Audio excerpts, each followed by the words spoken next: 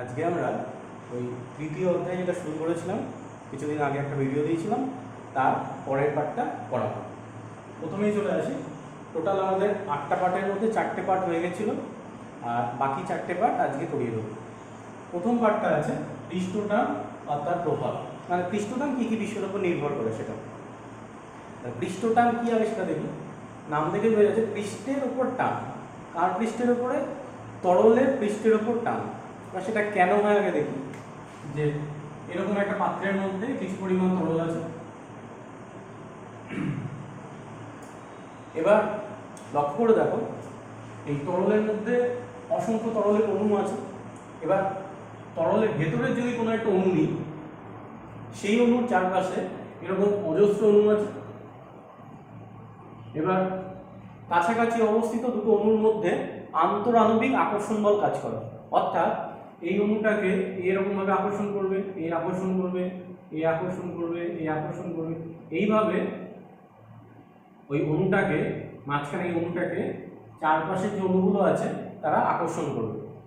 এবং যদি আমি ওই আকর্ষণ বলে লব্ধি বার করি, মানে টোটাল প্রভাবটা বার করি, করলে সেটা কিন্তু শূন্য হয়ে যাবে। কারণ এইটা তার বিপরীত দিকের আকর্ষণ বল দ্বারা প্রশমিত হবে, এটা তার বিপরীত দিকের আকর্ষণ বল দ্বারা প্রশমিত হবে। এইভাবে ভেতরের কোনো বিন্দুতে টোটাল আকর্ষণ বলের মানটা কিন্তু শূন্য হয়ে যাবে। কিন্তু যদি আমি কোনো একটা তরলের পৃষ্ঠের ওপর অবস্থিত অণু নিয়ে করি, এই তরলের পৃষ্ঠ এটা, তার উপরে দেখা গেল এই অণুটা আছে। এবার এই অণুর ওপরে যে আকর্ষণ বলগুলো হবে সেগুলো হচ্ছে, এর উপরে তো কোনো তরল নেই, তাহলে নিচে আছে, নিচে যে অণুগুলো আছে তারা এরকমভাবে আকর্ষণ করবে। এবার এই আকর্ষণ বলগুলো কিন্তু একটা লব্ধিমান হবে, কারণ এই আকর্ষণ বলগুলো কিন্তু বিপরীত দিকে কোনো বল নেই, তার জন্য তার দ্বারা প্রশমিত হবে না। অর্থাৎ এখানে কিন্তু একটা লব্ধি বল পাওয়া যাবে। ঘুরিয়ে বলা যায় তরলের পৃষ্ঠে অবস্থিত অণুগুলোর উপরে কিন্তু একটা লব্ধি বল কাজ করে। ওই বলটাই হচ্ছে পৃষ্ঠ টান বা পৃষ্ঠ বল। এবার ওই বলটা কি করে? ওই বলটা হচ্ছে তরলের উপরের যে ক্ষেত্রফলটা আছে সেটাকে সর্বনিম্ন করতে সাহায্য করে, অর্থাৎ ক্ষেত্রফলটাকে কম করতে সাহায্য করে। যেহেতু একটা টান এরকমভাবে ভেতরের দিকে কাজ করে। কেন কাজ করে? এই কারণের জন্য কাজ করে। এটা হচ্ছে পৃষ্ঠটানের আণবিক ব্যাখ্যা অণুর মাধ্যমে। ভেতরের অণুগুলোতে বাকি অণুগুলো কিন্তু বল প্রয়োগ করে, কিন্তু ভেতরের অণুগুলোর ওপর প্রযুক্ত বল লব্ধি করলে শূন্য হয়ে যায়, কারণ চারদিক থেকে বল কাজ করে। কিন্তু তরলের পৃষ্ঠের ওপরে যে অণুগুলো আছে তার উপরে যে বলটা হয় সেগুলো কিন্তু নিচের দিকে কাজ করে, উপরের দিকে কিন্তু কোনো বল কাজ করে না। তাই একটা লব্ধি বল নিচের দিকে ক্রিয়া করে, ওটাই হচ্ছে পৃষ্ঠটান। আর পৃষ্ঠটানের সংজ্ঞাটা কি করে দেবো? সংজ্ঞাটা দেখবে একটু অন্যরকম ভাবে দেওয়া আছে, যদি সেই সংজ্ঞাটা মনে থাকে তো ভালো, নাহলে আমি একটা ছোট সংজ্ঞাও বলে দিচ্ছি। বইয়ের যে সংজ্ঞাটা আছে সেটা হচ্ছে তরলের পৃষ্ঠের উপরে যদি কোনো একটি রেখা কল্পনা করা হয়, সেই রেখার সাথে লম্বভাবে প্রতি একক দৈর্ঘ্যে তরলের পৃষ্ঠের সাথে স্পর্শকীয়ভাবে উভয় পার্শ্বে যে বল কাজ করে তাকে বলা হয় পৃষ্ঠটান। মানে হচ্ছে পৃষ্ঠটান হচ্ছে একক দৈর্ঘ্যে প্রযুক্ত বল। তাহলে তার মাত্রা হবে হচ্ছে বলের মাত্রা বাই দৈর্ঘ্যের মাত্রা, করলে হবে n (10⁻²), একক হবে বলের একক বাই দৈর্ঘ্যের একক, অর্থাৎ নিউটন পার মিটার এসআইতে, সিজিএস হবে ডাইন পার সেন্টিমিটার। আর যদি বড় এই সংজ্ঞাটা মনে না থাকে তাহলে এটা লিখলেও হবে, তরলের পৃষ্ঠটান হলো তরলের পৃষ্ঠে প্রযুক্ত এমন একটি বল যার ফলে তরলের উপরিতলের ক্ষেত্রফল সর্বনিম্ন হয়। এরকম ভাবে লিখলেও হবে, ঠিক আছে?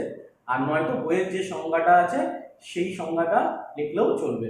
এবার সেটা মনে না থাকলে তখন এটা লিখবে, কারণ ওইটাই হচ্ছে একদম অ্যাপ্রোপ্রিয়েট সংজ্ঞা, মানে ওখানে কোন দিকে বল কাজ করছে, কিভাবে বলটাকে নিতে হয়, পুরো জিনিসটা রয়েছে। যদি ওটা মনে থাকে তো ভালো, বইয়ের মধ্যে আছে, না হলে এইভাবে লিখলেও হবে। পৃষ্ঠের ওপর প্রযুক্ত এমন একটি বল যার ফলে ক্ষেত্রফলটা সর্বনিম্ন হয়। এবার চলে আসি পৃষ্ঠটান কি কি বিষয়ের উপর নির্ভর করে। পৃষ্ঠটান অনেকগুলো বিষয়ের উপর নির্ভর করে, তার মধ্যে একটা যেমন তরলের অপদ্রব্যের উপস্থিতি, মানে তরলের মধ্যে কিছুকে মেশালে পৃষ্ঠটানটা প্রভাবিত হয়। যেমন জলের মধ্যে তেল দিয়ে দিলে পৃষ্ঠটান কমে যায়, তারপরে উষ্ণতা, উষ্ণতা বাড়ালে পৃষ্ঠটান কমে যায়, অটোমেটিক্যালি উষ্ণতা কমলে পৃষ্ঠটান বাড়বে। আর তরলের মধ্যে দ্রবীভূত পদার্থের উপস্থিতি। এবার দ্রবীভূত পদার্থ দু রকমের হতে পারে, জৈব অজৈব। অজৈব যদি হয় যেমন লবণ, সেটা যদি দ্রবীভূত হয় তাহলে পৃষ্ঠটা বেড়ে যায়। আর যদি জৈব হয় যেমন চর্বি জাতীয় জিনিস, সেরকম যদি হয় তাহলে পৃষ্ঠটা কমে যায়। তারপরে তরলের আশেপাশে কীরকম পরিবেশ আছে তার উপরও নির্ভর করে। শুষ্ক বায়ু যদি হয় তাহলে পৃষ্ঠটান জলের ক্ষেত্রে হয় 72 9/সেন্টিমিটার, যেখানে যদি আর্দ্র বায়ু হয় কমে গিয়ে হয় 79/সেন্টিমিটার, মানে কমে যায় এরকম ভাবে। তারপরে আধানের উপস্থিতি, আধানের ফলে কি হয়, পৃষ্ঠটান কমে যায়। আধানের উপস্থিতির ফলে ওই তরলের পৃষ্ঠে একটা অতিরিক্ত চাপ কাজ করে, যার ফলে কি হয়, ক্ষেত্রফল বেড়ে যায়। ক্ষেত্রফল বেড়ে গেলে কি হবে, পৃষ্ঠটান কমে যাবে এরকম। এবার এখান থেকে কিছু কোশ্চেন দিতে পারে, যে কার কার উপর নির্ভর করে সেটার উপর ভিত্তি করে কিছু কোশ্চেন দিতে পারে। যেমন জলের উপরে এক টুকরো কর্পূর ফেললে সেটি ইতস্তত ঘোরাফেরা করে না, কারণ হচ্ছে ওই প্রভাবগুলো থেকে লিখতে হবে যে কর্পূর যেই ফেলবো সেই জায়গাটাতে পৃষ্ঠটানটা কমে যাবে, আর বাকি জায়গাটা মানে কর্পূর যে জলের মধ্যে আমি ফেলবো, যে জায়গাটায় কর্পূর টাচে থাকবে জলে, সেই জায়গাটার পৃষ্ঠটান কমে যাবে অপদ্রব্যের উপস্থিতির জন্য। চারপাশে পৃষ্ঠটান একই থাকবে, তার ফলে কি হবে, একটা অসম বলের সৃষ্টি হবে। এর জন্য কি হবে, ওই অসম বলের দিকে কর্পূরটা চলে যাবে। আবার যেখানে যাবে সেখানকার পৃষ্ঠটান কমে যাবে, চারপাশে একই থাকবে বা বেশি থাকবে, আবার একটা অসম বলের সৃষ্টি হবে, আবার সেদিকে চলে যাবে। এইভাবে অনবরত এদিক ওদিক ছোটাছুটি করবে। আর একটা যেমন দেয় কমন কোশ্চেন, যে উত্তাল সমুদ্রে ঢেউকে কমানোর জন্য তেল ছিটিয়ে দেওয়া হয় কেন? কারণ কি, তেলটা যে ছিটিয়ে দেবো তখন কি হবে, ওই বায়ুর সাথে সাথে তেলটা অনেকটা জায়গায় ছড়িয়ে যাবে, এবং তার ফলে কি হবে, তেল দিয়ে দিলে ওই জায়গার পৃষ্ঠটান কমে যাবে, আর পেছন দিকে যেখানে তেল নেই সেই জায়গার জলের পৃষ্ঠটানটা তখন ওই বেশি অবস্থাতেই থাকবে। তার ফলে কি হবে, পেছন দিকে একটা ব্যাকওয়ার্ড বল প্রয়োগ করবে, মানে বল প্রযুক্ত হবে, যে বলটা কি করবে, ওই ঢেউটাকে কমিয়ে দিতে সাহায্য করবে, এবং তার ফলে কি হবে, ওই কিছুটা হলো বিপদের থেকে রক্ষা পাবে। এরকম টাইপের কোশ্চেন কিন্তু দিতে পারে, যেগুলো হচ্ছে এখান থেকে অ্যান্সার করতে হবে। এরপরে চলে আসি, তাহলে পৃষ্ঠটান হয়ে গেল, পৃষ্ঠটানের একক আর মাত্রা সেগুলো মনে রাখবে। এরপরে চলে আসি হচ্ছে সান্দ্রতা। প্রত্যেকটারই কিন্তু কোশ্চেন দেওয়া আছে, কোশ্চেনগুলো বইয়ের মধ্যেও আছে। যেগুলো পারবে না আমাকে বলবে, আমি সেগুলো অ্যান্সার লিখে দেবো। আর নয়তো সবই দেবে কোশ্চেন আকারে, মোটামুটি বইয়ে আছে, একটা দুটো বাদ দিয়ে সেগুলোর জন্য তো আমি আছি। নেক্সট সান্দ্রতা। সান্দ্রতা কি? সান্দ্রতা হচ্ছে যে যখন কোনো নলের মধ্যে দিয়ে বা কোনো স্থানের মধ্যে দিয়ে তরল প্রবাহিত হয়, এরকমভাবে তরল প্রবাহিত হচ্ছে, তখন আমি যদি এই ধরি যে এখানে অনেকগুলো স্তর একসঙ্গে প্রবাহিত হয়ে তরলের অনেকগুলো স্তর একসঙ্গে প্রবাহিত হচ্ছে, তখন এই একটা স্তর আর একটা স্তরে আপেক্ষিক গতির বিপরীত দিকে যে বল প্রয়োগ করে তাকেই বলা হয় সান্দ্রতাজনিত বল, আর যে ধর্মের জন্য বলটা প্রয়োগ করে তাকেই বলা হয় সান্দ্রতা। অর্থাৎ দুটো যদি একই বেগ নিয়ে যায় তাহলে এদের আপেক্ষিক বেগ শূন্য হবে, কিন্তু এর সাপেক্ষে যদি বেশি বা কম বেগ নিয়ে যায় সেক্ষেত্রে দেখা যায় ওদের মধ্যে একটা আপেক্ষিক বেগ হবে, কারণ দুটো বেগকে বিয়োগ করলে আপেক্ষিক বেগ পাওয়া যায়। সেই আপেক্ষিক বেগের বিপরীত দিকে, অর্থাৎ এর এই স্তরটা থেকে যদি এই স্তরটা বেশি বেগ বা কম বেগ নিয়ে যায়, তখন ওই আপেক্ষিক বেগটাকে, মানে বেশি বেগ বা কম বেগ যেটা আছে ওটাকে কমানোর জন্য তখন কি হয়, ওই স্পর্শকীয়ভাবে আপেক্ষিক বেগের বিপরীত দিকে একটা বল প্রযুক্ত হয়। একটা স্তর আর একটা স্তরের ওপর সেই বলটা প্রয়োগ করে আপেক্ষিক বেগটাকে কমানোর জন্য। ওই বলটাকে বলা হয় সান্দ্রতাজনিত বল। যে ধর্মের জন্য এই বলটা প্রয়োগ করে তাকেই বলা হয় সান্দ্রতা বা ভিসকোসিটি। প্রশ্ন এখানে যে একটা সাপেক্ষে একটা বেশি বা কম বেগ নিয়ে যাবে কেন, এটা একটা প্রশ্ন আসতে পারে। সেই কারণটা বলে দিই, যে কোনো নলের মধ্যে দিয়ে যখন তরল প্রবাহিত হয় বা যে কোনো জায়গার মধ্যে দিয়ে প্রবাহিত হয়, তখন এই একদম নলের সঙ্গে লেগে আছে যে তরলের স্তর, তার সাথে ওই এই নলের সঙ্গে যে তরলের স্তরটা লেগে আছে তার সঙ্গে নলের একটা আকর্ষণ বল কাজ করে, বা সব থেকে বেশি পরিমাণ আকর্ষণ বল কাজ করে, কারণ একদম সবচেয়ে কাছে আছে। তাই এই স্তরগুলোর বেগ সবচেয়ে কম হবে। যত ভেতরের দিকে যাব তত কিন্তু বেগটা আস্তে আস্তে বেশি হবে। এটা ভালো বুঝতে পারবে গঙ্গায় পাড়ের দিকে জলের কিন্তু বেগ কম হয়, মাঝখানে স্রোত অনেক বেশি হয়। তার মানেই হচ্ছে ওটা আকর্ষণ বলের জন্য হয়। আর যেহেতু বেগটা কম বেশি হচ্ছে, তার মানে একটা আপেক্ষিক গতি কাজ করছে।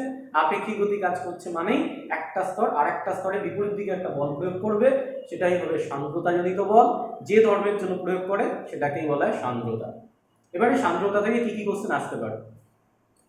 সান্দ্রতা থেকে তোমাদের যেটা আসতে পারে সেটা হচ্ছে সান্দ্রতা অনেকটা হচ্ছে ঘর্ষণ বলের মতো। একটা তল আরেকটা তলের সাপেক্ষে যখন আপেক্ষিক গতি নিয়ে এগিয়ে যায়, তখন কি হয়, একটা তল আরেকটা তলের আপেক্ষিক গতির বিপরীত দিকে বল প্রয়োগ করে, ঠিক আছে? সেই বলটাকে বলে ঘর্ষণজনিত বল, বা যে ধর্মের জন্য প্রয়োগ করে তাকে বলে ঘর্ষণ। এটা আমরা আগে দেখেছি। ওই ঘর্ষণ বল আর সান্দ্রতা কিন্তু প্রায় একই। দুটোর মধ্যে মিল কি হবে? দুটোই আপেক্ষিক গতির বিপরীত দিকে কাজ করে, দুটোই হচ্ছে আন্তরাণবিক আকর্ষণ বলের জন্য কাজ করে। এগুলো সবই হচ্ছে মিল, একই টাইপের, ঠিক আছে? আর অমিলটা কোথায় হবে? অমিল হচ্ছে সান্দ্রতা কাজ করে হচ্ছে তরলের মধ্যে বা তরলের দুটো স্তরের মধ্যে, ঘর্ষণ বল কাজ করে দুটো কঠিন পদার্থের তলের মধ্যে। আর হবে কি, ঘর্ষণ বল কিন্তু ওই স্পর্শতলের ক্ষেত্রফলের উপর নির্ভর করে না, সান্দ্রতা কিন্তু করে। আর ঘর্ষণ বল দুটো তলের আপেক্ষিক গতির উপর নির্ভর করে না, কিন্তু সান্দ্রতা কিন্তু আপেক্ষিক গতির উপর নির্ভর করে। এরকম তুলনা যদি দেয়, সাদৃশ্য বৈসাদৃশ্য দুটোই লিখতে হবে, পার্থক্য যদি দেয় তাহলে খালি বৈসাদৃশ্যগুলো লিখলেই হবে। এরপরে চলে আসি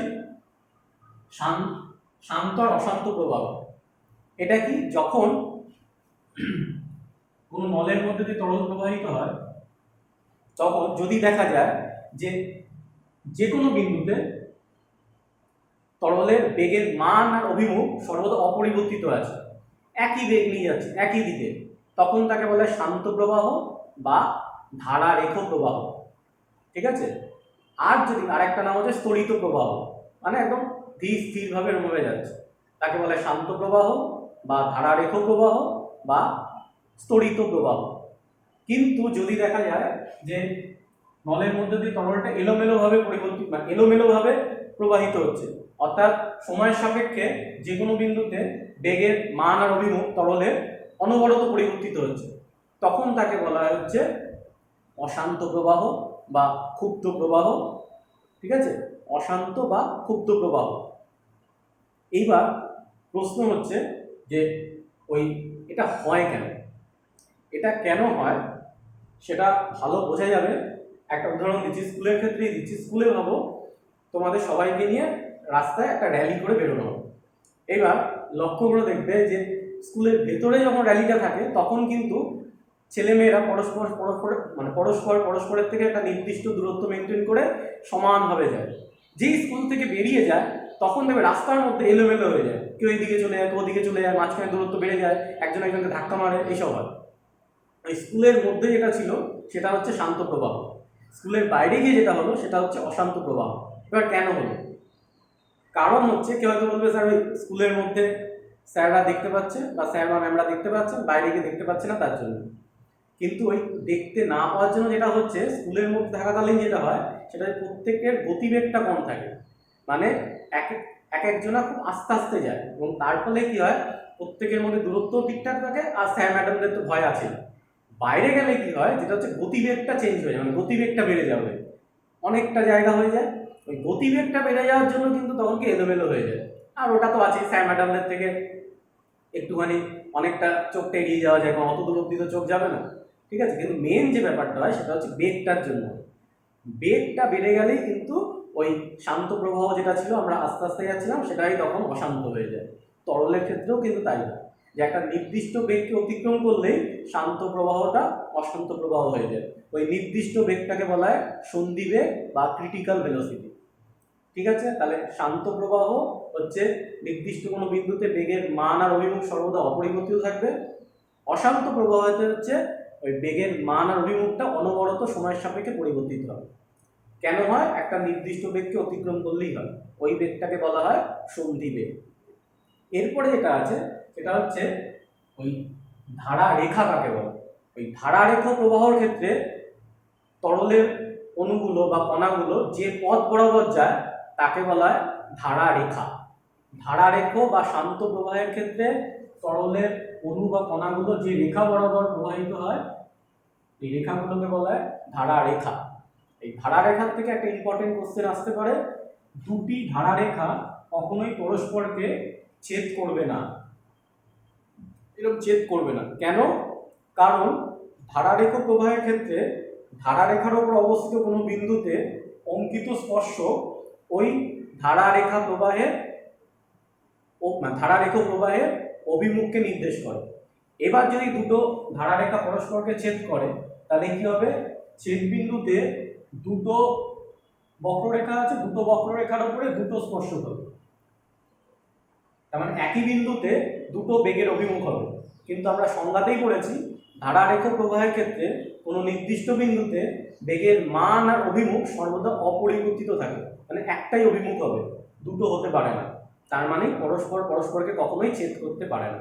তাই দুটি ধারারেখ কখনোই পরস্পরকে ছেদ করবে না, কারণ ছেদ করলে ছেদ বিন্দু দিয়ে দুটি পৃথক পৃথক স্পর্শক টানা যাবে, যেটি একই বিন্দুতে ধারারেখ প্রবাহের দুটি অভিমুখকে নির্দেশ করবে, যেটা বাস্তবে সম্ভব নয়। তাই তারা পরস্পরকে ছেদ করবে না। এরপরে চলে আসি, কোনো নলের মধ্যে দিয়ে যখন তরলটা প্রবাহিত হয় তখন একক সময়ে প্রবাহিত তরলের আয়তন কি করে বার করে। এটা আমরা অঙ্কেও আগে করেছি, খুব সহজ। যে বললাম এটা একটা নল, তার মধ্যে ভি বেগ নিয়ে, এটা হচ্ছে ভি বেগ, স্মল ভি বেগ, এই বেগ নিয়ে তরল প্রবাহিত হচ্ছে। আর এই নলের মুখের ক্ষেত্রফল আমি ধরলাম এ, এটা হচ্ছে নলের মুখের ক্ষেত্রফল। তাহলে একক সময় এই নলের মধ্যে দিয়ে যে আয়তনের তরল প্রবাহিত হচ্ছে তার মান কত হবে? আয়তন বাই সময়, এটাকে ক্যাপিটাল ভি, আয়তন। আয়তন কার? তরলের। কত সময়? একক সময়, সময় দিয়ে ভাগ করলাম। ডি বাই টি মানে হচ্ছে একক সময়ে প্রবাহিত তরলের আয়তন। কত হবে? আয়তন মানেই লেখা যায় ক্ষেত্রফল ইনটু দৈর্ঘ্য বা উচ্চতা, ঠিক আছে? তাহলে আয়তনের জায়গায় কি লেখা যায়? ক্ষেত্রফল, ক্ষেত্রফল আমরা ধরেছি এ, ইনটু উচ্চতা বা দৈর্ঘ্য, দৈর্ঘ্যটাকে আমি এল দিয়ে লিখলাম, এল বাই টি। এবার এল বাই টি এটা মানেই হচ্ছে আবার সরণ বাই সময়, অতিক্রান্ত দূরত্ব বাই সময়, মানেই বেগ। বেগকে আমরা কি ধরেছি? Small V. তাহলে হয়ে গেল এ ইনটু ভি। তার মানে তরল একক সময়, কোনো নলের মধ্যে দিয়ে তরল একক সময়ে যে আয়তনে প্রবাহিত হয় সেটাকে বলা হয় তরল প্রবাহের হার। সেই তরল প্রবাহের হার ইকুয়াল টু হচ্ছে নলের প্রস্থচ্ছেদের ক্ষেত্রফল এবং নলের মধ্যে দিয়ে তরলের বেগের গুণফলের সঙ্গে সমান, এ ইন্টু ভি। এটা বললেই হবে। এইভাবে কিন্তু আমরা তরল প্রবাহের হারটাকে বার করতে পারবো। তারপরে আছে বার্নৌলি নীতি। এটা একটা খুব গুরুত্বপূর্ণ কোশ্চেন, বার্নৌলি নীতি। প্রথমে নীতিটা একটু বলে নিই। বার্নৌলি নীতি বলে হচ্ছে ধারারেখ প্রবাহের ক্ষেত্রে বা শান্ত বা স্থরিত প্রবাহের ক্ষেত্রে কোনো বিন্দুতে একক আয়তনে তরলের গতিশক্তি, স্থিতিশক্তি এবং চাপ শক্তির সমষ্টি সর্বদা ধ্রুবক হবে। আরেকবার বলছি, ধারারেখ প্রবাহের ক্ষেত্রে কোনো বিন্দুতে তরলের একক আয়তনে গতিশক্তি, স্থিতিশক্তি এবং চাপ শক্তির সমষ্টি সর্বদা ধ্রুবক হবে। এবার ওই রাশিমালাগুলো কি করে বার করে একটু দেখে নাও। একক আয়তনে গতিশক্তি, একক আয়তনে গতিশক্তি ইকুয়ালটা হচ্ছে হাফ রো ভি স্কোয়ার, যেখানে রোটা হচ্ছে তরলের ঘনত্ব আর ভিটা হচ্ছে তরলের বেগ। একক আয়তনে স্থিতিশক্তি কত হয়? রো জি এইচ, যেখানে রোটা হচ্ছে তরলের ঘনত্ব, জিটা হচ্ছে অভিকর্ষণীয় ত্বরণ, এইচ হচ্ছে উচ্চতা, মানে যে উচ্চতায় আমি তরলের বিন্দুটাকে নিচ্ছি ভূমির সাপেক্ষে বা যেটাকে আমরা প্রমাণ তল হিসেবে ধরবো তার সাপেক্ষে। নেক্সট, একক আয়তনে চাপ শক্তি, এটাকে পি দিয়ে লেখা হয়। পিটা হচ্ছে ওই বিন্দুতে তরল কর্তৃক প্রদত্ত চাপের মান, সেটাই হচ্ছে একক আয়তনে চাপ শক্তি হিসাবে কাজ করে। এবার বার্নৌলি নীতি অনুসারে এই সবকটার যোগফল ইকুয়াল টু ধ্রুবক হবে। এটাই হচ্ছে বার্নৌলি নীতির গাণিতিক রূপ। এবার এটাকে একটু চেঞ্জও করা যায়। কি করে? আমি যদি সবগুলোকে এই যে রো জি দিয়ে ভাগ করি, সবগুলো টার্মকে করলে এখানে কি হবে? রোটা কেটে যাবে, পরে থাকবে হচ্ছে ভি স্কোয়ার বাই 2g, এখানে রো জি কেটে গেলে খালি এইচ, আর এখানে হবে P by rho G equal to হবে ধ্রুবক by rho G. Rho into G একটা ধ্রুবক হিসেবেই কাজ করবে, ধ্রুবককে ধ্রুবক দিয়ে ভাগ করলে সেটা ধ্রুবকই হবে, এদিকটা ধ্রুবকই হবে। ঠিক আছে, এটাও কিন্তু বার্নৌলির নীতি বা উপপাদ্যের আরেকটা রূপ, যেখানে এই v²/2g এটাকে বলা হয় বেগ শীর্ষ, ভেলোসিটি হেড, এটাকে বলা হয় এলিভেশন হেড মানে উচ্চতা শীর্ষ, এটাকে বলা হয় উচ্চতা শীর্ষ। আর p/ρ যেটাকে বলা হয় চাপ শীর্ষ। এই তাই বার্নৌলির উপপাদ্যর আরেকটা বিকল্প রূপ এটা হতে পারে যে ধারারেখ প্রবাহের ক্ষেত্রে কোনো বিন্দুতে বেগ শীর্ষ, উচ্চতা শীর্ষ ও চাপ শীর্ষের সমষ্টি সর্বদা ধ্রুবক হবে। এটাও কিন্তু বার্নৌলির উপপাদ্যের বা বার্নৌলির নীতির আরেকটা রূপ, এটা হচ্ছে বিকল্প রূপ। যে কোনো একটা পরীক্ষা লিখলেই হবে, যদি বার্নৌলির নীতি বা উপপাদ্য আসে হয় উপরেরটা বা নিচেরটা যে কোনো একটা লিখলেই হবে, দুটো লেখার দরকার নেই। এবার চলে আসি বার্নৌলির নীতির কিছু অ্যাপ্লিকেশন, মানে এটার সাহায্যে আমি কিছু ঘটনাকে ব্যাখ্যা করতে পারবো। আর একটা ব্যাপার হচ্ছে ওই বার্নৌলির নীতিকে কাজে লাগিয়ে কি কি করা হয় সেটাতে আসবে। প্রথমে চলে আসে হচ্ছে এই বার্নৌলির নীতিকে কাজে, মানে বার্নৌলির নীতিকে কাজে লাগিয়ে বা ওটার সাহায্যে কি কি ঘটনাকে ব্যাখ্যা করা যায়। দেখো এখানে এইচ উচ্চতা শীর্ষ যদি একই থাকে তাহলে এইচটা যদি ধ্রুবক হয়ে যায়, এটা এদিকে গেলে সেটাও ধ্রুবক হয়ে যাবে, ধ্রুবক মাইনাস ধ্রুবক মানে ধ্রুবক। তো সেক্ষেত্রে একই উচ্চতার জন্য এইচটা বাদ দিলে বেগ শীর্ষ আর চাপ শীর্ষের যোগফল ধ্রুবক হবে একই উচ্চতার জন্য, মানে এইচ এর মানটা ধ্রুবক যদি থাকে। এবার দুটো জিনিসের যোগফল ধ্রুবক হওয়া মানে ভাবো 2 আর 3 যোগ করলে 5 হয়। এবার 5টা যদি ধ্রুবক হয় তাহলে আমি যে কোনো একটাকে যদি কমাই, 2কে যদি কমিয়ে 1 করি, অটোমেটিক্যালি 3কে বাড়িয়ে 4 করতে হবে, যাতে দুটো যোগ 1 যোগ 4 করলে আবার 5 হয়। তাই দুটো জিনিসের যোগফল যদি ধ্রুবক হয় তার মানে এর মধ্যে যে কোনো একটা যদি কমে আর একটাকে বাড়তে হবে যাতে যোগফলটা একই আসে, বা এটা যদি কমে এটাকে বাড়তে হবে যাতে যোগফলটা একই আসে। তাই দুটো জিনিসের যোগফল ধ্রুবক মানে একটার সাপেক্ষে আর একটা ব্যস্তানুপাতিক হয়, একটা কমলে আর একটা বাড়বে, এটা কমলে এটা বাড়বে, যাতে যোগফলটা কি আবার এক হয়। এটাকে দিয়ে আমরা কি ব্যাখ্যা করতে পারি, যেমন দ্রুতগামী ট্রেনের কাছে দাঁড়ানোটা নিরাপদ নয়। কেন? কারণ যখন ট্রেন খুব তাড়াতাড়ি করে আসে তখন কি হয়, ট্রেনের সঙ্গে যে বায়ুটা লেগে আছে তার গতিবেগটা গতিজাড্যের জন্য ট্রেনের গতিবেগের সমান হয়। এবার গতিবেগ বাড়লে কি হবে, এই যে বেগ শীর্ষ বাড়বে, আর একটু আগে দেখলাম বেগ বাড়লে চাপ কমে যাবে, অর্থাৎ ওইখানে কিন্তু বায়ুর চাপটা কম থাকবে, ট্রেনের সঙ্গে সংলগ্ন যে বায়ুটা থাকবে তার চাপটা কম থাকবে অ্যাকর্ডিং টু বার্নৌলির থিওরেম। চাপ যেই কম হবে এবার তখন কি হবে আমরা জানি ওই চাপ কম বেশি থাকতে পারে না, উচ্চ চাপ থেকে নিম্ন চাপের দিকে তখন কি বায়ু ধেয়ে যায়, তখন কি হবে ওই যেহেতু ট্রেনের সংলগ্ন বায়ুতে চাপ কম, আশেপাশে বায়ুর চাপ বেশি, আশেপাশ থেকে বায়ু তখন কি হবে ট্রেনের দিকে এরকমভাবে ধেয়ে যাবে, যত ট্রেনের বেগ বেশি হবে ততই বায়ুর গতিবেগ বেশি হবে। এর ফলে কি হবে, ট্রেনের কাছাকাছি যদি কেউ থাকে তার ফলে বায়ুর গতিবেগের সঙ্গে ট্রেনের দিকে টেনে নেওয়ার একটা টেন্ডেন্সি বা প্রবণতা তৈরি হবে, এর জন্য ট্রেন থেকে দূরে থাকতে বলা হয়। লক্ষ্য করে দেখবে যখন খুব একটা থ্রু ট্রেন যায় বা দ্রুতগামী কোনো ট্রেন যায় তখন তার সাথে সাথে ধুলো বালি যত নোংরা থাকে হালকা প্যাকেট প্যাকেট ওইগুলো সব ওর সাথে এগিয়ে যায়, মানে মনে হয় যে ট্রেনটাকে আকর্ষণ করছে। ওটা হয় হচ্ছে ওই তখন একটা উচ্চচাপ থেকে নিম্নচাপের দিকে বায়ু প্রবাহের সৃষ্টি হয় বার্নৌলি নীতি অনুসারে। বেগ বেশি থাকে, চাপ কম হয়ে যায়, আর আশেপাশে বায়ুর চাপ বেশি থাকে, বেশি চাপ থেকে কম চাপের দিকে বায়ু প্রবাহ হয়, সেই বায়ু প্রবাহের সাথে ওই ধুলো বালি আর হালকা যেসব জিনিসপত্র হয় সেগুলো এগিয়ে আসে। তাই কোনো ব্যক্তি যদি থাকে তখন ওই বায়ু প্রবাহের জন্য ট্রেনের দিকে চলে আসতে পারে, তাই তাকে দূরে থাকতে বলা। এরকমভাবে কিন্তু আমরা বিভিন্ন কোশ্চেনের অ্যান্সার দিতে পারি যে ঝড়ের সময় টিনের চালগুলো কখনো এরকম স্লাইড করে বেরিয়ে যায় না, উপড়ে যায়। কেন হয়? কারণ যখন ঝড় হয় ওই চালের ওপরের বায়ুর গতিবেগ অনেক বেশি থাকে, তার ফলে বায়ুর চাপ কমে যায়, আর চালের নিচে বায়ু স্থির থাকে তার চাপ বেশি থাকে, তার ফলে কি একটা চাপের পার্থক্য সৃষ্টি হয়, ওই চাপের পার্থক্যের জন্য তখন কি হয় ওই বাড়ির চালটা উপড়ে যায়, এরকমভাবে উল্টে যায়। এই কোশ্চেনগুলো কিন্তু আমরা বার্নৌলির নীতি দিয়ে ব্যাখ্যা করতে পারবো। আচ্ছা, তারপরে চলে আসি হচ্ছে ব্যবহার। বার্নৌলির নীতিকে ব্যবহার করে কোথায় ব্যবহার করা হয়, যে আমরা সেন্টে স্প্রে বা বিভিন্ন জায়গায় জল স্প্রে করি, ওই স্প্রেয়ার যন্ত্র ওখানে কিন্তু বার্নৌলির নীতিকে ব্যবহার করা হয়, চাপ প্রয়োগ করে ওই বেগটাকে বাড়ানো কমানো হয় এবং তার ফলে কিন্তু জলটা বেরিয়ে আসে বা সুগন্ধি বা সেন্ট সেগুলো বেরিয়ে আসে। আর ভেঞ্চুরিমিটার, পিটট নল, এগুলোতে কিন্তু ব্যবহার করা হচ্ছে বার্নৌলির নীতি।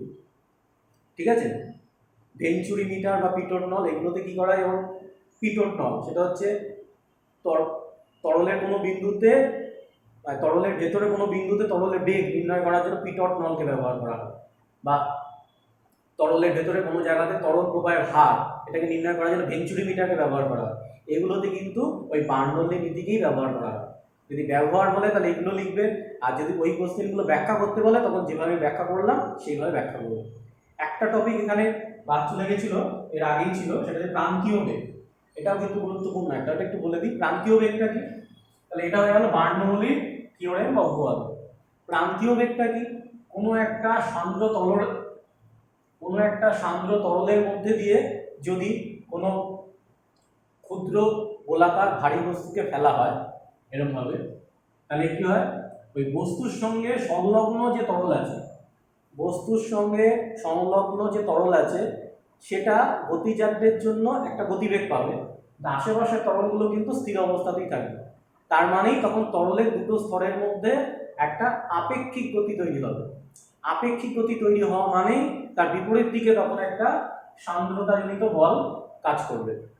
এবার বস্তুটা নিচের দিকে নামছে, কারণ ওজন নিশ্চয়ই বেশি হলে নিচে নামছে, লবতা কম, তার নিচের দিকে একটা নিম্নমুখী বল কাজ করছে, আর ওপরের দিকে হচ্ছে একটা সান্দ্রতাজনিত বল কাজ করে। একটা নির্দিষ্ট সময় পর যেটা হয়, এই সান্দ্রতাজনিত বল আর নিচের দিকের লব্ধি বলটা পরস্পরের সমান হয়ে যায়। তখন বস্তুর উপরে প্রযুক্ত লব্ধি বলটা শূন্য হয়ে যায়, কোনো বল কাজ করে না। যখন কোনো বস্তুর উপরে কোনো বল কাজ করে না, তখন নিউটনের সূত্রানুসারে হয় বস্তুটা স্থির থাকবে, আর যদি গতিশীল অবস্থায় থাকে তাহলে ওই বেগ নিয়ে সমবেগে নিচের দিকে নামবে। যেহেতু একটা বেগ পেয়ে গেছে, যখনই ওই বলটা শূন্য হয়ে যাবে তখন ওই বেগটা নিয়ে সমবেগে নিচের দিকে নামবে। ওই সমবেগটাকে বলা হয় প্রান্তীয় বেগ বা সীমাস্থ বেগ। সংজ্ঞাটা এইভাবে লিখবো যে কোনো সান্দ্র তরলের মধ্যে দিয়ে বস্তু নামার সময় যে সমবেগ নিয়ে নিচের দিকে নামে, সেই সমবেগ বা নির্দিষ্ট বেগটাকে বলা হয় প্রান্তীয় বেগ বা সীমাস্থ বেগ। এটার সাহায্যে বিভিন্ন ব্যাখ্যামূলক প্রশ্নও দিতে পারে। যেমন একটা হচ্ছে, শিলাবৃষ্টি যখন হয় তখন শিলগুলো কিন্তু অনেক ওপর থেকে পড়ে আকাশে, তো সেই তুলনায় শিলগুলো কিন্তু অত বেগ পায় না। তার কারণ হচ্ছে এটাই, যেহেতু বায়ুর মধ্যে দিয়ে পড়ছে, বায়ু হচ্ছে একটা সান্দ্র মাধ্যম হিসেবে কাজ করে, তাই নির্দিষ্ট দূরত্ব নামার পর তখন ওই শিলগুলো কি হয়, বা বরফের টুকরোগুলো প্রান্তীয় বেগ পেয়ে যায়, তখন ওই বেগ নিয়েই নামে, আর বেগটা বাড়ে না, সেই কারণে তেমন ক্ষয়ক্ষতি করতে পারে না। এরপরে লাস্ট একটা টপিক আছে, যেটা হচ্ছে স্থিতিস্থাপকতা।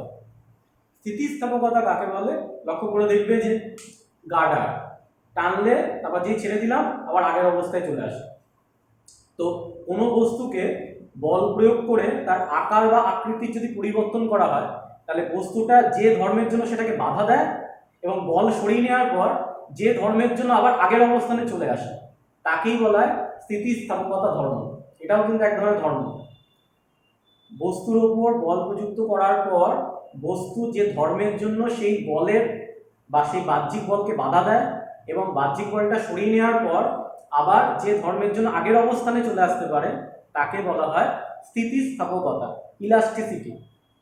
এখানে একটা জিনিস খুব উল্লেখযোগ্য, যে আমরা কি জানি যে ইলাস্টিক মানে রাবার হচ্ছে খুব স্থিতিস্থাপক পদার্থ, কিন্তু পদার্থবিদ্যাতে স্থিতিস্থাপকতা মানে কিন্তু সেটা বোঝায় না। কোনো বস্তুকে বল প্রয়োগ করলে সে যত বেশি সেই বলের বিপরীত দিকে বাহ্যিক বাধা দেবে, তার স্থিতিস্থাপকতা তত বেশি। তাহলে একটা রবার আর একটা ইস্পাত, তাতে যদি আমি একই পরিমাণ বল প্রয়োগ করি, রবার কিন্তু কম পরিমাণ বাধা দেবে, সহজেই বেঁকে যাবে। ইস্পাত কিন্তু তার বিপরীত দিকে বেশি পরিমাণ বাধা দেবে। তাই পদার্থবিদ্যার ভাষায় কিন্তু ইস্পাত রবারের থেকে বেশি স্থিতিস্থাপক, কারণ বেশি বাধা প্রদান করতে পারছে। এই কোশ্চেনটা দেয়, সবাই যারা জানবে না তারা কিন্তু রবারটাই লিখবে। রবার এবং ইস্পাতের মধ্যে কে বেশি স্থিতিস্থাপক এবং কেন লিখতে হবে, ইস্পাত বেশি স্থিতিস্থাপক, তার কারণ সে বাহ্যিক বলের বিরুদ্ধে বেশি পরিমাণ বাধা প্রদান করবে, তাই। ঠিক আছে, আচ্ছা, এবার স্থিতিস্থাপকতা থেকে দুটো টার্ম খুব ইম্পর্টেন্ট, একটা হচ্ছে বিকৃতি, একটা হচ্ছে পীড়ন। বিকৃতি আর পীড়ন, এই বিকৃতি আর পীড়ন এই দুটো কাকে বলে দেয়, বিকৃতি আর পীড়ন। বলে দিই।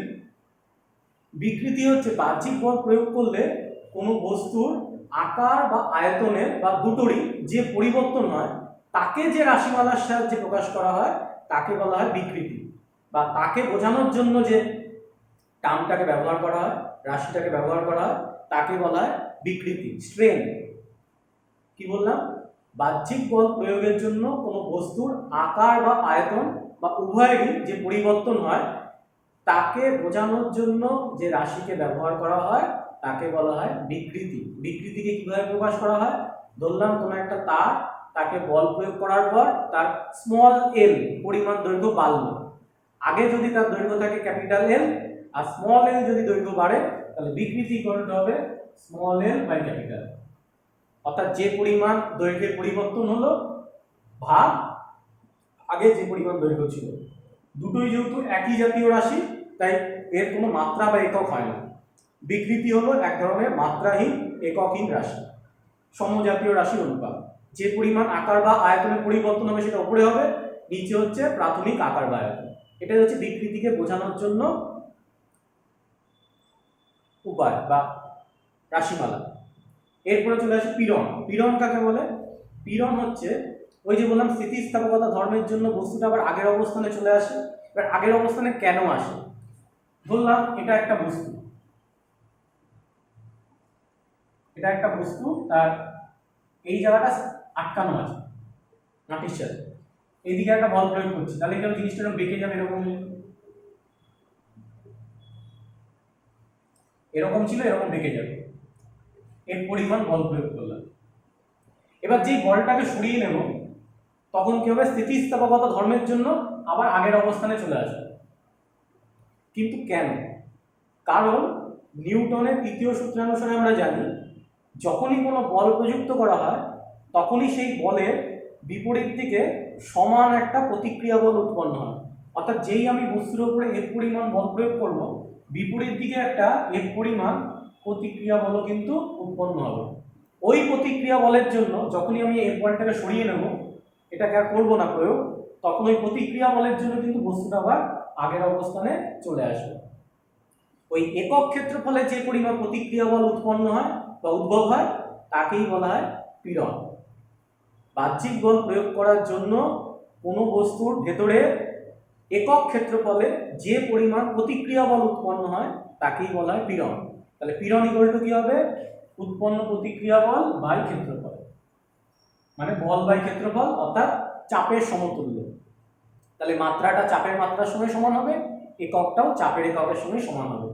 নিউটন পার মিটার স্কোয়ার এসআইতে আর ডাইন পার সেন্টিমিটার স্কোয়ার সিজিএসে।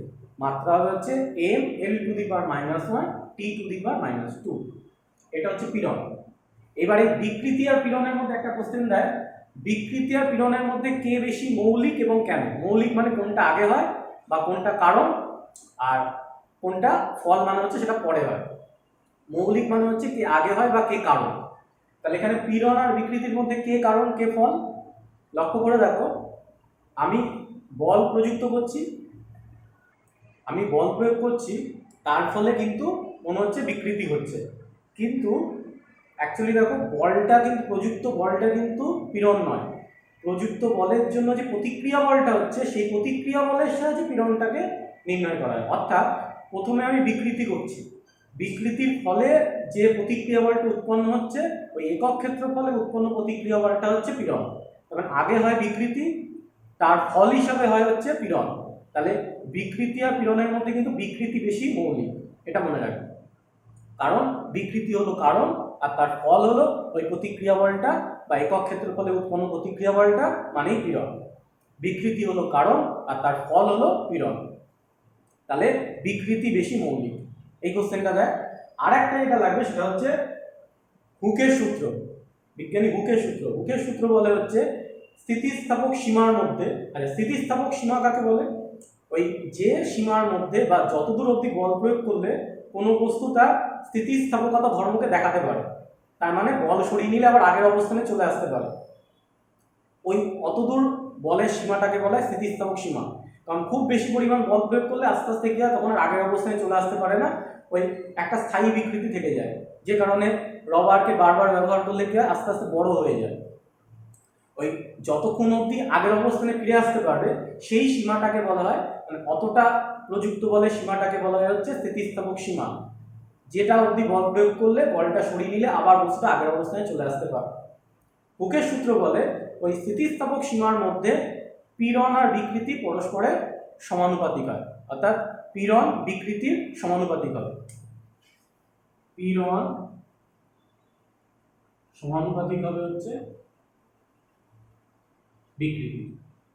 এবার সমানুপাতিক থাকা মানে এটাকে সমান সমান চিহ্ন বলে একটা ধ্রুবক আসবে, পীড়ন ইকুয়াল টু ধ্রুবক ইনটু বিকৃতি, অর্থাৎ পীড়ন বাই বিকৃতি ইকুয়াল টু একটা ধ্রুবক। এই ধ্রুবকটাকে বলা হয় স্থিতিস্থাপক গুণাঙ্ক। এটা হচ্ছে হুকের সূত্রে গাণিতিক রূপ। স্থিতিস্থাপক সীমার মধ্যে পীড়ন বিকৃতির সমানুপাতিক হয়, এটা হচ্ছে গাণিতিক রূপ। এবার এই গাণিতিক রূপ থেকে যেটা আমরা পাচ্ছি, পীড়ন বাই বিকৃতি একটা ধ্রুবক হবে, সেই ধ্রুবকটাকে বলা হয় স্থিতিস্থাপক গুণাঙ্ক। এই স্থিতিস্থাপক গুণাঙ্ক হচ্ছে তিন ধরনের হয়, একটা হচ্ছে ইয়ং গুণাঙ্ক, একটা দৃঢ়তা গুণাঙ্ক, আর একটা হচ্ছে আয়তন বিকৃতি গুণাঙ্ক, আর একটা স্থিতিস্থাপক অনুপাত যেটাকে বলা হয় পয়জন অনুপাত। এবার এই চারটের মধ্যে একটাই তোমাদের সিলেবাসে আছে, সেটা হচ্ছে ইয়ং গুণাঙ্ক। ইয়ং গুণাঙ্কটা কি একটু বলে দিই। ইয়ং গুণাঙ্ক হচ্ছে ওই এক ধরনের স্থিতিস্থাপক গুণাঙ্ক, তার মানে সেটাও হবে হচ্ছে পীড়ন ভাগ বিকৃতি। কিন্তু কি পীড়ন হবে বা কি বিকৃতি হবে সেটা একটু বলে দিই। যে কোনো বস্তুকে যদি আমি দৈর্ঘ্য বরাবর,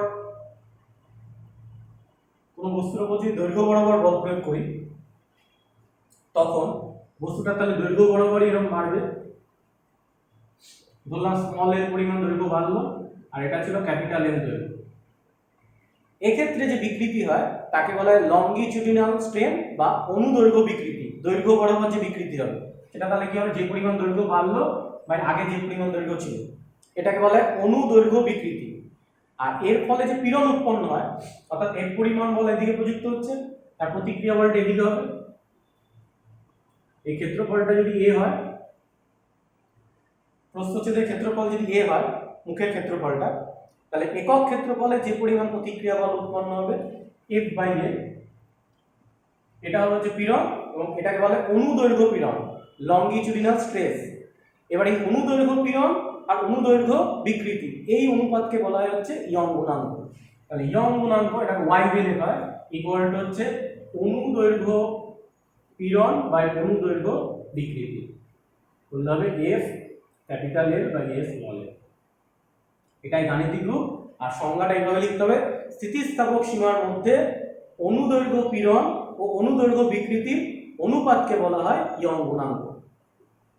এবার ইয়ং গুণাঙ্কের মাত্রার একক এটা আসতে পারে। তাহলে ইয়ং গুণাঙ্ক মানে কি হলো, পীড়ন বাই বিকৃতি। বিকৃতির কোনো একক মাত্রা থাকে না, তার মানে পীড়নের একক মাত্রা যা হবে, ইয়ং গুণাঙ্কের একক মাত্রা একই হবে। আর পীড়ন মানে চাপ, তার মানে চাপের একক মাত্রার সঙ্গে সেম হবে। অর্থাৎ ইয়ং গুণাঙ্কের একক হবে হচ্ছে চাপের এককের সঙ্গে সমান নিউটন পার মিটার স্কোয়ার এসআইতে, ডাইন পার সেন্টিমিটার স্কোয়ার সিজিএসে। আর মাত্রা কি হবে, চাপের মাত্রার সঙ্গে সমান হবে M L to the power -1 T to the power -2। এইটুকু অবধি তোমাদের 3 নম্বর চ্যাপ্টারটায় রয়েছে। তৃতীয় চ্যাপ্টারে এর অনুশীলনীতে যে কোশ্চেনগুলো আছে ওগুলোও দেখবে। আমি যে কোশ্চেনগুলো দিয়েছি ওগুলো খাতায় লেখার চেষ্টা করবে, যেগুলো পারবে না আমাকে বলবে। তার সঙ্গে একটা যেটা কাজ থাকবে সেটা হচ্ছে অনুশীলনীর যে শর্ট কোশ্চেনগুলো আছে, ওই এক কথায় উত্তর দাও, এমসিকিউ, এই শর্ট কোশ্চেন যেগুলো আছে ওগুলো কিন্তু অবশ্যই খাতায় করবে। যেগুলো হবে না আমাকে বলবে, আমি করিয়ে দেবো। আর যেগুলো ম্যাথামেটিক্যাল এক্সপ্রেশন প্রমাণ করতে হচ্ছে সেগুলো কিন্তু একটু লিখে লিখে প্র্যাকটিস করবে, নাহলে মনে থাকবে না। কোশ্চেনগুলো অবশ্যই কিন্তু সবাই লিখবে। যে কোশ্চেনগুলো পারবে না বা বইয়ে ঠিকঠাক করে খুঁজে পাবে না আমাকে বলবে, আমি লিখে জানিয়ে দেবো বা লিখে পোস্ট করে দেবো। যারা ইউটিউবের মাধ্যমে দেখছো তারা কমেন্টসের মাধ্যমে জানাও, আর যারা গ্রুপে আছো তারা গ্রুপের মাধ্যমে জানাও, তাহলেই হবে। সকলে ভালো থাকো, সুস্থ থাকো আর সাবধানে থাকো। Thank you. আবার নেক্সট ভিডিওতে দেখা হবে।